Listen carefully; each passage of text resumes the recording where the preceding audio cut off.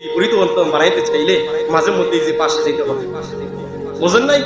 এই যে কবরস্থান, এক সময় কিন্তু এরাও আমাদের মধ্যেই ছিল, ছিল না? এরাও আমাদের মধ্যে জীবিত ছিল।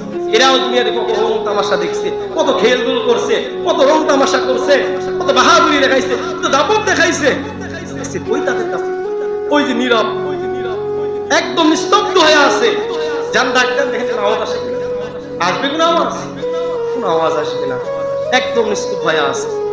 তার কলিজা আগুন ধরা দিলে, তার কলিজা সাপে চিবাইও ফেলে, চিৎকার করলে দুনিয়ায় কারো ক্ষমতা নাই এই আওয়াজ আছে। এখানে আমাকে আপনাকে যাইতে হবে ওই জায়গায়।